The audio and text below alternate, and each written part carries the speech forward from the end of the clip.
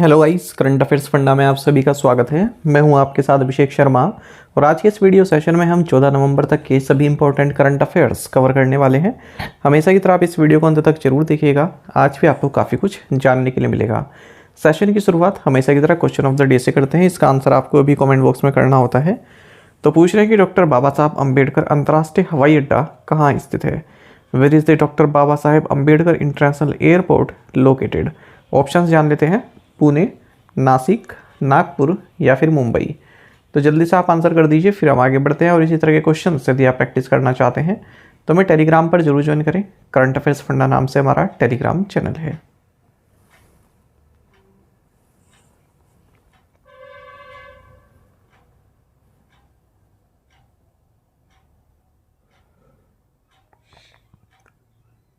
When is the world diabetes day observed? विश्व मधुमेह दिवस कब मनाया जाता है? ऑप्शंस आपके सामने हैं। सही आंसर ऑप्शन सी है, नवंबर 14। आपको जानना चाहिए कि वर्ल्ड डायबिटीज़ डे ये 14 नवंबर को हर साल मनाया जाता है। और देखिए, अगर हम थीम्स की बात करें तो यूनाइटेड नेशंस की वेबसाइट पर देखेंगे तो इन्होंने कहा है कि 2024 से 2026 तक जो थीम रहने वाला है वो है डायबिटीज़ एंड वेलबींग। और यदि आप WHO की वेबसाइट पर देखेंगे तो वो इस साल का थीम बता रहे हैं breaking barriers, bridging gaps. Diabetes एक क्रोनिक डिजीज़ है और ये तब होती है जब हमारा जो पैनक्रियाज है ये इनफ इंसुलिन प्रोड्यूस नहीं कर पाता है, या फिर जो इंसुलिन प्रोड्यूस हुआ है उसे हमारी बॉडी इफ़ेक्टिवली यूज़ नहीं कर पाती है। तो इससे क्या होता है, जो ग्लूकोज का कंसंट्रेशन है वो बढ़ जाता है हमारे ब्लड में, जिसे हाइपर ग्लाइसेमिया कहते हैं। तो दो तरह का डायबिटीज़ होता है, आपने सुना भी होगा, टाइप 1 डायबिटीज़ और टाइप 2 डायबिटीज़। तो टाइप 1 डायबिटीज़ में क्या होता है, इंसुलिन का प्रोडक्शन इनफ नहीं हो पाता है। और दूसरे में क्या होता है, टाइप 2 डायबिटीज़ में इंसुलिन तो है पर उसको जो है सही से हम उसको यूज़ नहीं कर पा रही है हमारी बॉडी, ठीक है। और इसके कारण क्या होता है, जो एक्सेस बॉडी वेट भी हो जाता है और फिजिकल इनएक्टिविटी भी इसका कारण कहीं ना कहीं होती है। लिखा ना, it often results from access body weight and physical inactivity. तो अगर आप फिजिकली इतने एक्टिव नहीं है, बॉडी वेट आपका काफ़ी है, तब ये टाइप 2 डायबिटीज़ होने का खतरा रहता है, जिसके कारण बॉडी जो है इंसुलिन को सही तरीके से यूज़ नहीं कर पाती है। Who has assumed office as the new CEO and managing director of MCX multi commodity exchange? MCX के नए CEO और प्रबंध निदेशक के रूप में किसने पदभार ग्रहण किया है? ऑप्शंस आपके सामने हैं। सही आंसर ऑप्शन बी है, परवीना राय। आपको जानना चाहिए कि MCX ने कहा है कि परवीना राय को हमने चीफ एग्जीक्यूटिव ऑफिसर और मैनेजिंग डायरेक्टर बनाया है 5 साल के टर्म के लिए, और इस पोजीशन पर ये PS रेड्डी को सक्सीड कर रही हैं। MCX ज्वाइन करने से पहले प्रवीणा राय CEO रह चुके हैं national payments corporation of India की, NPCI की। MCX इंडिया का लार्जेस्ट कमोडिटी डेरिवेटिव्स एक्सचेंज है। स्थापना 2003 में हुई थी। हेडक्वार्टर्स मुंबई, महाराष्ट्र में है। In which city will the BIMSTEC energy centre be established? BIMSTEC ऊर्जा केंद्र किस शहर में स्थापित किया जाएगा? ऑप्शंस आपके सामने है। सही आंसर ऑप्शन सी है, बेंगलुरु। आपको जानना चाहिए कि ministry of external affairs secretary Jaideep Majumdar और बिम्स्टेक के सेक्रेटरी जनरल इंद्रमणि पांडे, याद रखिएगा बिम्स्टेक के सेक्रेटरी जनरल हमारे यहाँ की हैं इंद्रमणि पांडे, इन दोनों ने एक एग्रीमेंट साइन किया है जिसके तहत बिम्स्टेक एनर्जी सेंटर को इस्टेब्लिश किया जा रहा है कर्नाटक के बेंगलुरु में। और सेंट्रल पावर रिसर्च इंस्टीट्यूट ये बेंगलुरु में है, तो इसके प्रीमाइसेस में सेंटर लोकेट रहेगा। बिम्स्टेक की अगर हम बात करें, यानी कि bay of Bengal initiative for multi sectoral technical and economic cooperation, स्थापना 6 जून 1997 को हुई थी और 14 प्रायोरिटी सेक्टर्स पर यह कार्य करता है। परमानेंट सेक्रेटेरिएट इसका ढाका, बांग्लादेश में है। देखिए, कुछ चीज़ें ऐसी होती हैं, आप कोई भी एग्जाम देने जा रहे हो तो आपको वो मैंडेटरी हैं पढ़ना, जैसे बिम्स्टेक हो गया, ब्रिक्स हो गया और SC हो गया, इनकी स्थापना, इनका हेडक्वार्टर्स, ठीक है। और बिम्स्टेक का स्थापना ईयर कई बार पूछा जाता है, 1997 याद रखिएगा। अच्छा, ब्रिक्स की मीटिंग पिछले साल किसने की, इस साल किसके पास देखता है और अगले साल किसके पास रहेगी। इसी तरह SCO की अध्यक्षता पिछली बार किसके पास थी, इस बार किस पे और अगली बार किसके पास रहेगी। इस तरह से G20, G7 ये सभी आपको देखने होते हैं। इसी तरह से ओलंपिक्स, अगला ओलंपिक कौन करेगा, उसके बाद का ओलंपिक कौन करेगा, और जो 2028 का ओलंपिक है उसमें कौन से नए गेम्स ऐड हुए हैं। तो ये चीज़ें ऐसी हैं जो आपके हर एग्ज़ाम के लिए महत्वपूर्ण हैं। एक अलग से आप इनकी लिस्ट भी बना सकते हैं। In which city was the second edition of Raisina down under hosted? Raisina down under का दूसरा संस्करण किस शहर में आयोजित किया गया? सही आंसर ऑप्शन सी है कैनबरा। देखिए रायसीना डाउन अंडर, इसका सेकंड एडिशन हाल ही में कैनबरा ऑस्ट्रेलिया में आयोजित किया गया ऑब्जर्वर रिसर्च फाउंडेशन और ऑस्ट्रेलियन स्ट्रेटजी पॉलिसी इंस्टीट्यूट के द्वारा, और इसे ministry of external affairs India और department of foreign affairs and trade Australia ने भी अपना सहयोग दिया है। तो इंडियन ओशन से लेकर साउथ पैसिफिक तक जो भी देश आते हैं या फिर जो इस टेरिटरी में है, तो उनकी जो कॉमन प्रॉब्लम्स हैं या फिर सहयोग के लिए ये फोरम जो है स्थापित किया गया है। जैसे आशियान, बिम्स्टेक, पैसिफिक आइलैंड, जितने भी यहाँ की कंट्रीज़ हैं, सबका future growth, development and geopolitical balance यहाँ पर डिस्कस किया गया है। Along which border was the पूर्वी प्रहार मिलिट्री एक्सरसाइज प्राइमरली कंडक्टेड? पूर्वी प्रहार सैन्य अभ्यास मुख्य रूप से किस सीमा पर आयोजित किया गया? ऑप्शंस आपके सामने है। सही आंसर ऑप्शन बी है, इंडिया चाइना बॉर्डर। आप सभी जानते हैं इंडियन और चाइनीज़ सोल्जर्स ईस्टर्न लद्दाख से जो है डिसंगेजमेंट इनका हो चुका है, और इसके बाद भारत ने हाल ही में एक tri services military exercise launch किया जिसका नाम है पूर्वी प्रहार, इंडिया चाइना बॉर्डर पर ईस्टर्न थिएटर में। इस थिएटर का मतलब क्या होता है यहाँ पर? ज्योग्राफिकल लोकेशन, वो एयर भी हो सकती है और आपका लैंड भी हो सकती है, वाटर भी हो सकती है, ठीक है, उसको थिएटर बोलते हैं। ईस्टर्न थिएटर मतलब ईस्टर्न ज्योग्राफिकल लोकेशन पर। तो जैसे देखिए आप यहाँ पर आसाम के डिब्रूगढ़, जोरहाट, तेजपुर से लेकर अरुणाचल प्रदेश तक ये अभ्यास हुई है। और कैसी अभ्यास है? Tri services. एग्जाम में क्वेश्चन इस तरह से पूछा जा सकता है कि पूर्वी प्रहार हाल में जो एक्सरसाइज हुई वो किस नेचर की थी? इंडियन आर्मी की थी, इंडियन नेवी की थी, या फिर ट्राई सर्विसेज थी, या फिर इंडियन एयरफोर्स की थी? इस तरह से ट्राई सर्विसेज एक्सरसाइज में जैसा मैंने आपको बताया, इंडियन और चाइनीज़ ट्रूप्स हाल ही में डिसंगेजमेंट पूरा कर चुके हैं देपसांग और देमचोक में, तो इसके बाद ये कंडक्ट की गई है। Who clinch the Chennai grand masters title? Chennai grand masters का खिताब किसने जीता? सही आंसर ऑप्शन डी है, Arvind Chidambaram. Chess grand master Arvind Chidambaram, इन्होंने चेन्नई ग्रैंड मास्टर्स टाइटल जीता है और इन्होंने आरोनियन को हराया है। चैलेंजर्स कैटेगरी की बात करें तो ग्रैंड मास्टर वी प्रणव, इन्होंने टाइटल जीता है। At what age did Coco Gauff become the youngest player to win the WTA finals? Coco Gauff किस उम्र में WTA फाइनल जीतने वाली सबसे कम उम्र की खिलाड़ी बनी? सही आंसर ऑप्शन बी है, 20। देखिए 20 साल की कोको गॉफ जो कि यूनाइटेड स्टेट्स की प्लेयर हैं, टेनिस प्लेयर हैं, इन्होंने चाइना की जैंग क्विनवॉन को हराकर WTA फाइनल जीत लिया है और ये यंगेस्ट प्लेयर बन गई हैं इस टाइटल को जीतने वाली। ठीक है, इनसे पहले मारिया शारापोवा 2004 में जीती थी और ये फर्स्ट अमेरिकन चैंपियन भी बन गई हैं सेरेना विलियम्स के बाद, जिन्होंने WTA फाइनल्स जीता है। ये टूर्नामेंट रियाद सऊदी अरब में हुआ है।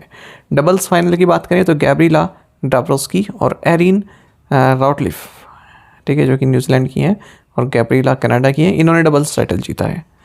टेनिस से एक और न्यूज़ देख लेते हैं। जेनिक सिनर ये इस साल नंबर 1 पर एंड कर रहे हैं, तो इन्हें ट्रॉफी भी दी गई है इसके लिए। इस साल इन्होंने ऑस्ट्रेलियन ओपन जीता और US ओपन भी जीता है, मेंस टाइटल। वहीं आपको जानना चाहिए अगर हम इंडियन मास्टर्स की बात करें न्यू दिल्ली में, तो अरमान भाटिया और हर्ष मेहता, इन्होंने मेंस डबल्स टाइटल जीत लिया है। Who won the 2024 Brazilian Grand Prix? 2024 Brazilian Grand Prix किसने जीता? ऑप्शंस आपके सामने हैं। सही आंसर ऑप्शन डी है, मैक्स वर्स्टैपन। देखिए मैक्स वर्स्टैपन ने ब्राज़ीलियन ग्रां प्री जीता है। ये Dutch and Belgian racing driver हैं जो कि फॉर्मूला 1 में रेड बुल के लिए रेसिंग करते हैं। इससे पहले हमने देखा था कि मैक्सिकन GP हुई थी, वो कार्लोस सेंस जूनियर ने जीती थी। वेयर वॉज अंतरिक्ष अभ्यास 2024 कंडक्टेड? अंतरिक्ष अभ्यास 2024 कहाँ आयोजित किया गया? ऑप्शंस आपके सामने है। सही आंसर ऑप्शन बी है, न्यू दिल्ली। आपको जानना चाहिए अंतरिक्ष अभ्यास 2024 ये 3 दिन की एक अभ्यास रही। इसको defence space agency under headquarters integrated defence staff ने न्यू दिल्ली में इनोग्रेट किया है या फिर ऑर्गेनाइज किया है। तो इसमें वही बताया गया है कि किस तरह से हम स्पेस टेक्नोलॉजी को अपना जो वारफेयर है उसमें इंटीग्रेट कर सकते हैं, किस तरह से स्पेस टेक्नोलॉजी हमारे डिफेंस में कार्य कर सकती है, और स्पेस में जिस तरह से कंपटीशन चल रहा है क्या क्या खतरे हमें हो सकते हैं, तो सभी इसमें डिस्कस किया गया है। Who was re elected as the prime minister of Japan, Japan के प्रधानमंत्री के रूप में पुनः किसे चुना गया? ऑप्शन आपके सामने है, सही आंसर ऑप्शन सी है, शिगेरू इशिबा। जापान की पार्लियामेंट ने प्राइम मिनिस्टर शिगेरू इशिबा को फिर से री इलेक्ट किया है, और कुछ टाइम पहले हमने देखा था इनकी जो कोलिशन गवर्नमेंट थी उसे वर्स इलेक्शन डिफीट हाल ही में मिली थी। तो इनकी रूलिंग पार्टी है लिबरल डेमोक्रेटिक पार्टी, ठीक है। तो इन्होंने मेजोरिटी लॉस कर दी थी 465 सीट का जो इनका लोअर हाउस है 27 अक्टूबर को, तो फिर से इन्होंने जो है हासिल कर लिया, री इलेक्ट ये हुए हैं। एक और इसी तरह की अपॉइंटमेंट देख लेते हैं। मॉरिशस के नए प्राइम मिनिस्टर बने हैं नवीन चंद्र रमगुलम, इनकी पार्टी का नाम है अलायंस टू चेंजमेंट, और किन्हें सक्सीड कर रहे हैं ये? प्रविंद कुमार जुगनाथ को। Which actor was recently appointed as a brand ambassador for Thailand tourism, किस अभिनेता को हाल ही में थाईलैंड पर्यटन का ब्रांड एम्बेसडर नियुक्त किया गया है? ऑप्शंस आपके सामने है, सही आंसर ऑप्शन ए है, सोनू सूद। देखिए सोनू सूद जो कि एक्टर हैं, जाने माने फिलेंथ्रोपिस्ट भी हैं, इन्हें ब्रांड एम्बेसडर एंड एडवाइज़र नियुक्त किया गया है थाईलैंड टूरिज्म का। तो ministry of tourism and sports of Thailand ने इन्हें ऑनरेरी टूरिज्म एडवाइज़र का टाइटल दिया है। और कुछ ब्रांड एम्बेसडर्स देख लेते हैं। पोलिस जो कि एक लाइफस्टाइल ब्रांड है, इन्होंने 2 साल की पार्टनरशिप की है इंडियन क्रिकेट के राहुल के साथ, यानी कि ब्रांड एम्बेसडर इन्हें बनाया है। बॉलीवुड एक्टर पंकज त्रिपाठी ये ब्रांड एम्बेसडर बने हैं मध्य प्रदेश टूरिज्म के। कोइन DCX जो कि एक क्रिप्टो करेंसी एक्सचेंज है, इन्होंने गौतम गंभीर को अपना ब्रांड एम्बेसडर नियुक्त किया है। वहीं राघवेंद्र कुमार जिन्हें हेलमेट मैन ऑफ इंडिया के नाम से जाना जाता है, ये उत्तराखंड रोड सेफ्टी के ब्रांड एम्बेसडर बने हैं। तैयब इकरम हैज़ बीन री elected as the president of which sports federation, Tayyab Ikram को किस खेल महासंघ के अध्यक्ष के रूप में फिर से चुना गया है? ऑप्शंस आपके सामने है, सही आंसर ऑप्शन बी है, इंटरनेशनल हॉकी फेडरेशन। देखिए इंक्यूमेंट प्रेसिडेंट, इंक्यूमेंट मतलब जो फिलहाल उस पद पर है, इंक्यूमेंट प्रेसिडेंट तैयब इकरम, इन्हें री इलेक्ट किया गया है अनदर टर्म के लिए, अनदर कार्यकाल के लिए इंटरनेशनल हॉकी फेडरेशन के प्रेसिडेंट के तौर पर। और ये मीटिंग हुई है मुस्कैट ओमान में 49th FIH स्टैट्यूटरी कांग्रेस। आपको बता दें पाकिस्तान बोर्न मकाऊ जो इकरम है, मतलब पाकिस्तान में जन्मे मकाऊ में रहते हैं, ये 2 साल के पीरियड के लिए चुने गए थे पहले 2022 में, जब नरेंद्र बत्रा ने रिजाइनेशन दे दिया था। और अब इनका जो ये चुना गया है इन्हें 4 साल के टर्म के लिए चुने गए हैं। FIH यानी कि इंटरनेशनल हॉकी फेडरेशन का हेडक्वार्टर्स लुसान स्विट्जरलैंड में है। एक और चीज़ जैसे मैंने आपको अभी बताया था कि कौन सी समिट कब हो रही है, अगली बार कब हो रही है, इसी के साथ आप ये भी ऐड कीजिए कि जो स्पोर्ट्स फेडरेशन के हेडक्वार्टर्स कहाँ है, ये भी एग्जाम में पूछ ले जाते हैं। जैसे टेनिस फेडरेशन का हो गया, टेबल टेनिस फेडरेशन हो गया, और फीफा हो गया, इस तरह के एथलेटिक्स फेडरेशन हो गया। Who has been recognized as the Education Leader of the Year at the Education World India School Ranking Awards 24-25? Education world India school ranking awards 2024-2025 में education leader of the year group में किसे चुना गया है? Options आपके सामने हैं, सही आंसर ऑप्शन भी है कुणाल दलाल। देखिए कुणाल दलाल जो कि मैनेजिंग डायरेक्टर हैं JBCN एजुकेशन के, इन्हें education leader of the year recognise किया गया है education world India school ranking awards 2024-25 में, जो कि गुड़गांव में हुई है। JBCN एजुकेशन को इंडिया का मोस्ट रिस्पेक्टेड एजुकेशन ब्रांड चुना गया है। The long range land attack cruise missile LRLACM test was conducted off the coast of which Indian state? पूछ रहे हैं कि long range land attack cruise missile का परीक्षण किस भारतीय राज्य के तट पर आयोजित किया गया? ऑप्शंस आपके सामने हैं, सही आंसर ऑप्शन ए है, उड़ीसा। देखिए मिसाइल वगैरह जो टेस्ट होती है तो उड़ीसा में ही होती हैं। Defence research and development organisation DRDO ने अपना पहला long range land attack cruise missile का टेस्ट किया है integrated test range Chandipur off the coast of Orissa से, और इसको डेवलप किया गया है एरोनॉटिकल डेवलपमेंट एस्टेब्लिशमेंट बेंगलुरु के द्वारा, और इसके प्रोडक्शन में सहयोग दिया है Bharat net dynamics limited Hyderabad और भारत इलेक्ट्रॉनिक्स लिमिटेड बेंगलुरु ने भी। What is the asset platform launched by the NITI Aayog? NITI Aayog द्वारा लॉन्च किया गया एसेट प्लेटफॉर्म क्या है? सही आंसर ऑप्शन डी है, accelerating sustainable solutions for energy transition. आपको जानना चाहिए कि ग्रीन ट्रांजिशन इन स्टेट, इस पर एक सिंपोजियम या फिर एक तरह की समिट नीति आयोग ने होस्ट की है न्यू दिल्ली में ISEG फाउंडेशन के साथ मिलकर, जो कि नॉलेज पार्टनर रही है। नीति आयोग ने ministry of power, ministry of new and energy के साथ मिलकर एसेट प्लेटफॉर्म भी लॉन्च किया है, जिसका फुल फॉर्म है accelerating sustainable solutions for energy transition. तो ASSET platform is a timely initiative to support states in accelerating their green transition. तो कई तरह के ग्रीन प्रोजेक्ट चलते हैं, ठीक है, विंड एनर्जी प्रोजेक्ट हो गया या फिर और भी कोई जो रिन्यूएबल एनर्जी संबंधित है उन्हें ग्रीन प्रोजेक्ट बोला जाता है। हाइड्रोजन प्लांट कोई सेटअप कर रहा है इस तरह से, तो उनमें सहयोग देगा ये प्लेटफॉर्म। कंप्लीट जानकारी उनको इस प्लेटफॉर्म पर मिल जाएगी। Which company has Noida International Airport Limited signed agreement with for wind and solar power supply? Noida international airports limited ने पवन और सौर ऊर्जा आपूर्ति के लिए किस कंपनी के साथ समझौते पर हस्ताक्षर किए हैं? सही आंसर ऑप्शन है टाटा पावर। देखिए, नोएडा इंटरनेशनल एयरपोर्ट्स लिमिटेड जो कि उत्तर प्रदेश गवर्नमेंट बॉडी है, और जो ग्रीनफील्ड एयरपोर्ट बन रहा है ग्रेटर नोएडा के जेवर में, ठीक है, उसको देखती है इसकी मतलब ये उसको रिस्पॉन्सिबल एजेंसी है उसकी। तो इन्होंने 2 एग्रीमेंट साइन किए हैं टाटा पावर से, एक तो विंड से संबंधित, एक सोलर पावर से संबंधित। ये जो रिपोर्ट है ये 17 अप्रैल 2025 तक चालू हो जाएगा। तो Tata power trading company limited 10.8 megawatt की विंड पावर सप्लाई करेगी यहाँ पर, और वहीं 13 मेगावाट की on site solar power capacity भी इस्टेब्लिश करेगी। ग्रीनफील्ड एयरपोर्ट मतलब जो बिल्कुल फ्रॉम स्क्रैच बन रहा हो, यानी कि लैंड ली है उसके बाद फिर बन रहा हो। ब्राउनफील्ड क्या होता है, पहले से बना हुआ है उसको जो है फिर से रिनोवेशन या रिजुविनेट आप कह सकते हैं, वो किया जा रहा हो। साथ ही आपको जाना है उत्तर प्रदेश की first double decker electric bus Lucknow में लॉन्च की गई।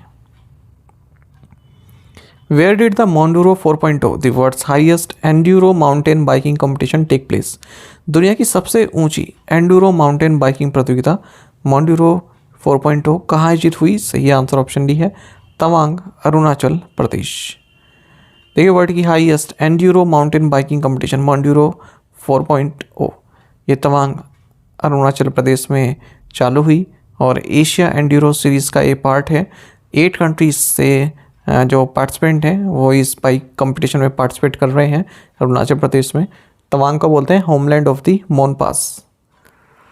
अच्छा, तो ये जो 14,400 फीट की ऊंचाई पर ये स्टार्ट हो रही है और 8,000 फीट पर ये फिनिश होगी।